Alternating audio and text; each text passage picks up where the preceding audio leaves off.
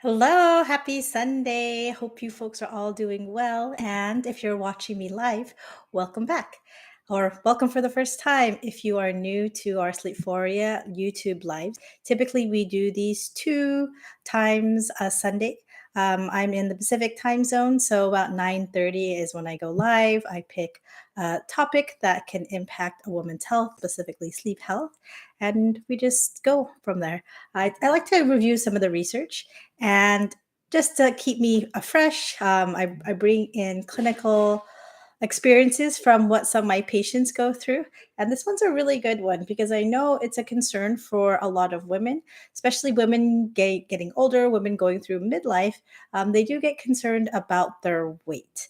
And yes, natural progression, I like to say, gifts of Father Time, Mother Nature, what happens as you get older, your metabolism does change to the fact that it can be harder to lose weight. Also, as we get older, we have less growth hormone, and so that can impact our ability to lose weight.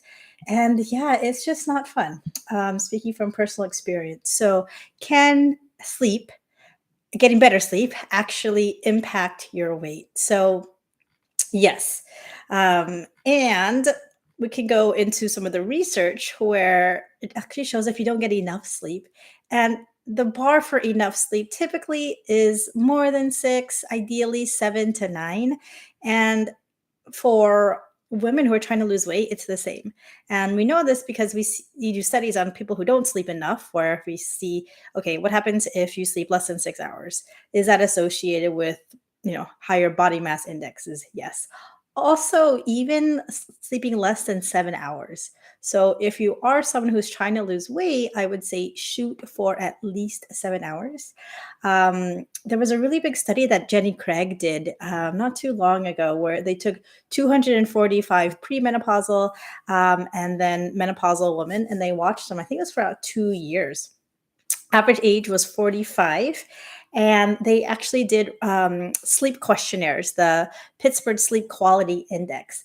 And those that reported better sleep quality did a better job at losing weight and maintaining their weight by about a third. So it's really impactful how your sleep quality really affects your ability to lose weight and also your hours of sleep. They recommended at least 7 hours. Why is that? Well, I always start with energy, right? Sleep, I'm so biased because I'm a medical sleep doctor, but sleep makes everything better. So when you have more energy, when you're waking up refreshed, guess what? You're going to have more energy to make a healthy breakfast, right? You're going to have more energy to go to the gym or exercise or walk around the block, right? You're going to have more energy to plan and cook meals. It takes a lot of energy to, think about what you want to eat, go to a grocery store, prepare it, eat it. Well, maybe it doesn't take times better to eat it, but then clean up afterwards. Versus if you're really sleep deprived, and I've been guilty of this myself, it's like, you see the Chick-fil-A drive-through, you just want to go through because yeah, it's quick and easy and it tastes decently good.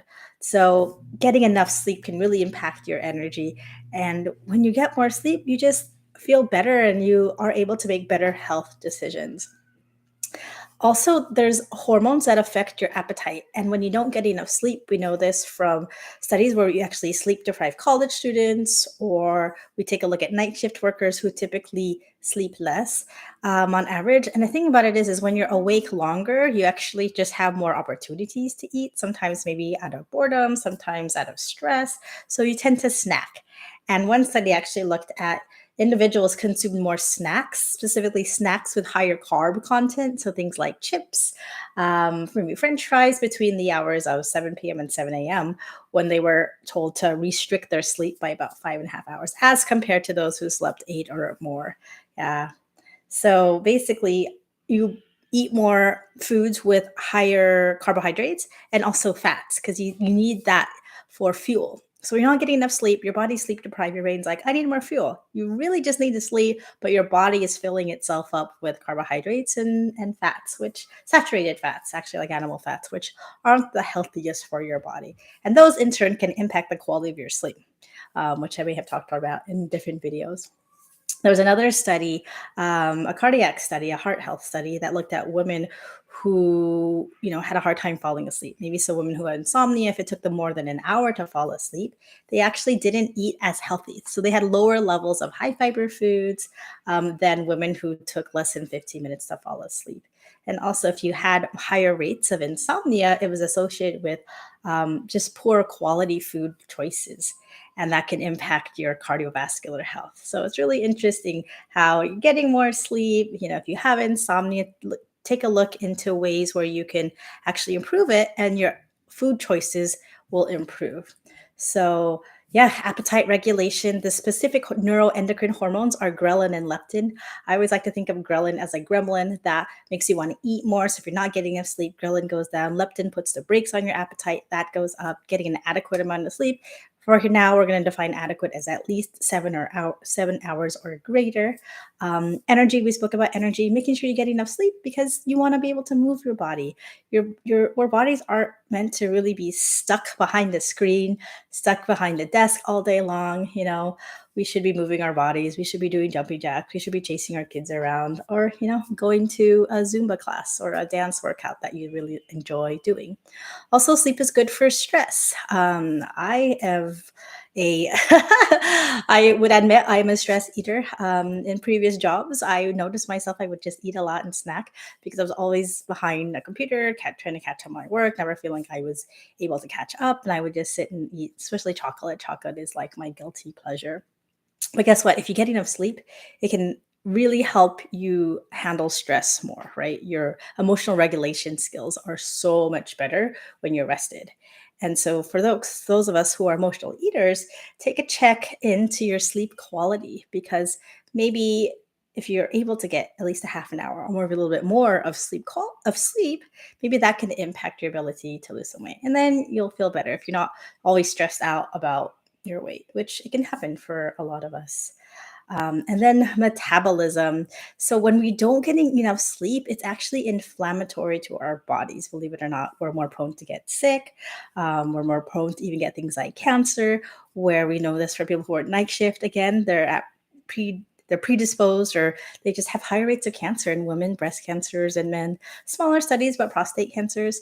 So the whole process is if you're not getting enough sleep, you can have higher levels of cortisol. Your insulin doesn't work as well. It can affect your metabolism as well.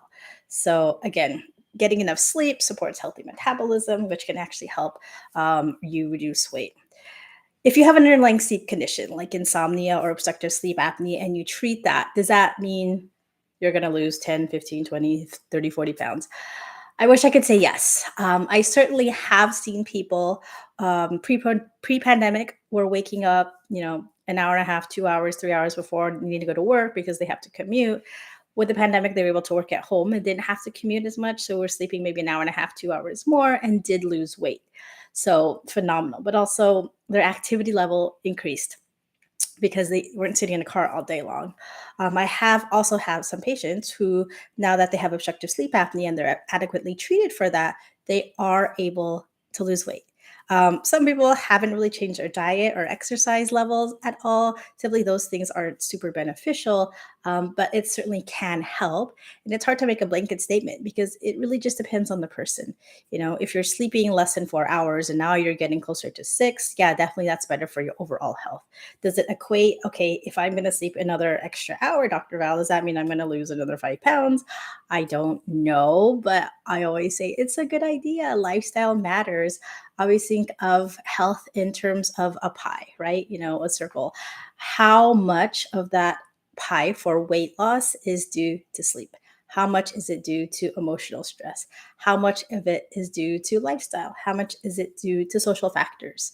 And it's really complex for women going through midlife. How much of your weight is impacted by your hormonal changes?